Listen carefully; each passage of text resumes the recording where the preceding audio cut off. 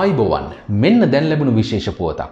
The Court of Appeal has dismissed the writ petition filed by IGP Deshabandhu Tennakoon, which sought an interim injunction to stop the execution of the arrest order issued by the Mathura Magistrates Court over the Waligam shooting in 2023. Meanwhile, investigations are ongoing to locate Tennakoon, who is currently evading arrest. දැන් මේකේ තේරුම තමයි මෙන්න මේක. අපි සරලවම බලමුකෝ.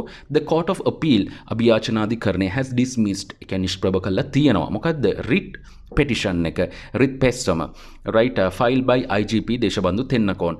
IGP Tennakoon විසින් ගොනු කරපු writ පෙස්සම කියන අදහස ඒක dismiss කළා තියෙනවා. මොකද්ද මේ writ පෙස්සම? Which sought an interim injunction කියන එකත් දැනගන්න අතුරු තහනම් නියෝගය කියන අදහස. ඒ කියන්නේ අතුරු තහනම් නියෝගයක් ඉල්ලනවා. මොකකටද? To stop the execution of the arrest order. මේ arrest order එක ක්‍රියාත්මක කිරීම කියන්නේ ක්‍රියාත්මක කිරීම නවත්තන්න කියලා අතුරු තහනම් නියෝගයක් ඉල්ලනවා කියන අදහස. ඒක තමයි writ පෙත්සම.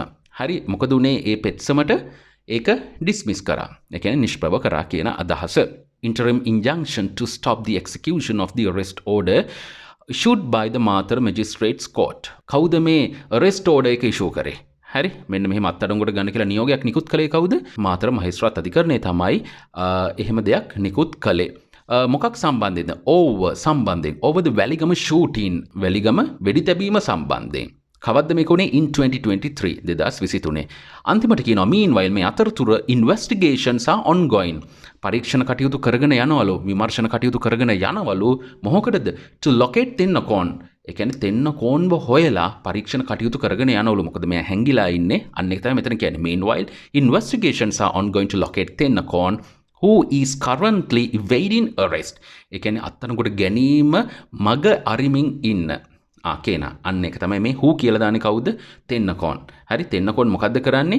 who is currently evading arrest. ඒ කියන්නේ අත්අඩංගුවට ගැනීම මග අරිමින් ඉන්නවා කියන අදහස. දැන් මේකේ සරලම තේරුම තමයි අත්අඩංගුවට ගැනීම මග අරිමින් ඉන්න Tennakoon හොයලා පරීක්ෂණ ක්‍රියාත්මකයි කියන අදහස. ඉතින් මේ වගේ breaking news පාවිච්චි කරලා තමන්ගේ ඉංග්‍රීසි දැනුම තව දුරටත් වැඩි දියුණු කරගන්න උත්සාහ කරන්න ඕනේ. මේ වගේම breaking news එකකින් ආපහු හම්බ වෙමු. හැමෝටම ආයිබෝවන්.